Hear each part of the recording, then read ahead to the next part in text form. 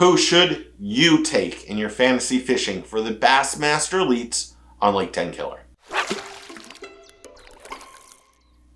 Welcome back to the channel. Welcome back to the vlog. If you're new, I am Steve Chapman. Lake Tenkiller. It's going to be high water. We're going to see bad weather on the first 2 days. Then we're going to see good weather on the second 2 days. We're going to see a lot of scoping. Smallmouth bass are going to be what people target because there's a lot of them there.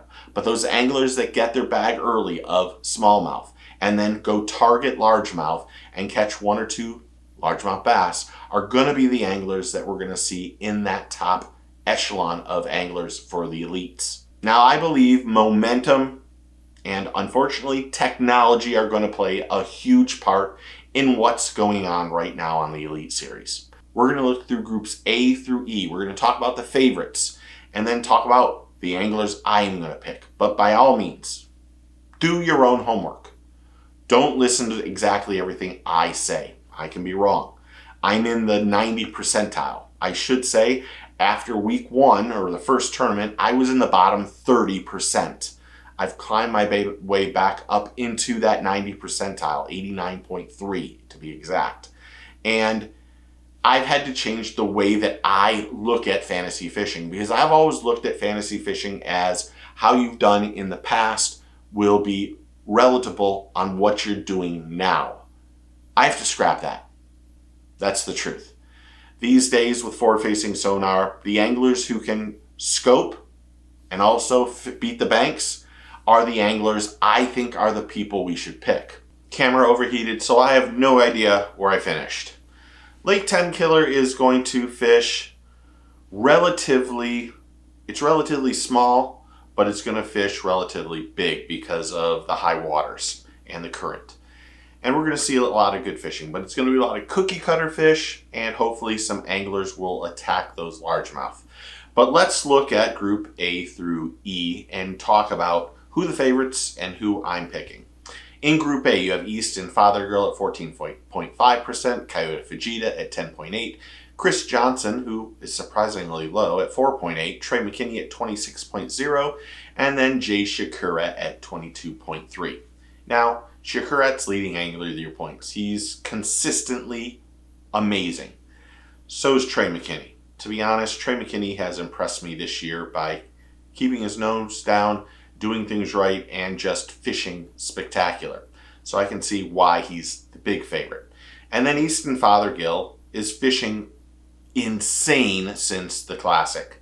Winning that Classic and then his last 2 or 3 tournaments have been absolutely phenomenal, proving why he deserves to be in elites and in the mix for not only Angler of the Year points, but as someone who could possibly win every tournament that he's in.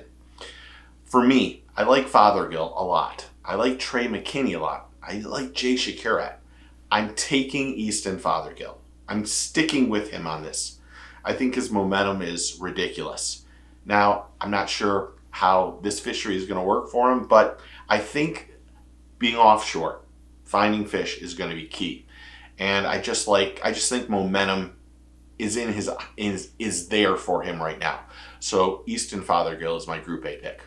Group B, we have John Garrett at 10.2, Corey Johnston at 28.8, Luke Palmer, who's a local, at 20.2, Hunter Shryock at 5.0, and then Kyle Welcher at 9.8.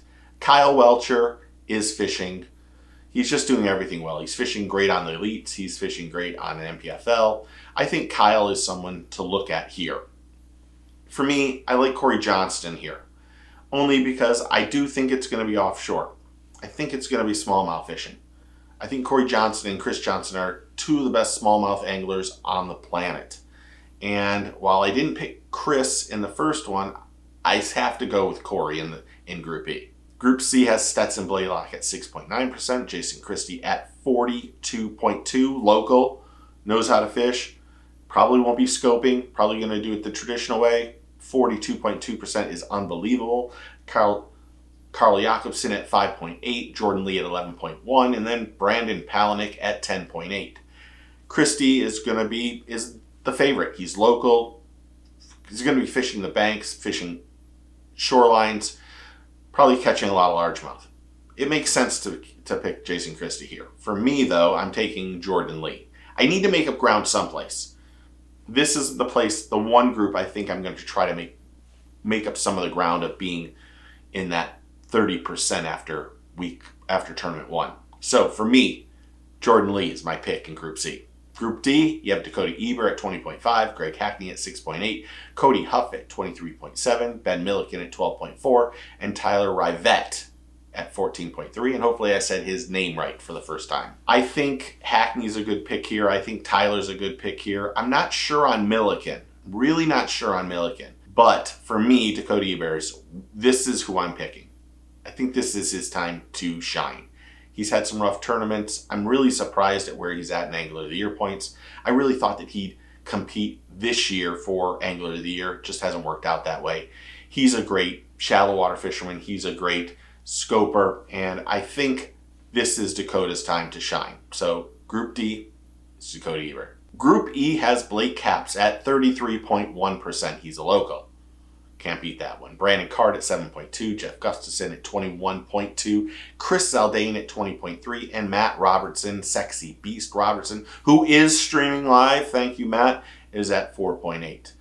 This one's tough. Blake seems like the angler you should go with. Local knowledge, done well, it's his place.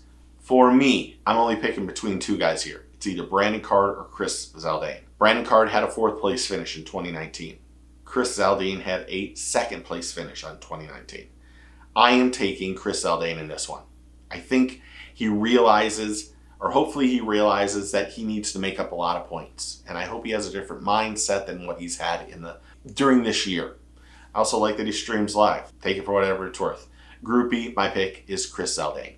Who are you picking in A through E? Comment below and tell me what you think. Sorry if it makes not really a lot of sense. The battery did die, it overheated. I don't know how I ended, so hopefully this all works out because I don't want to start over, but we'll see.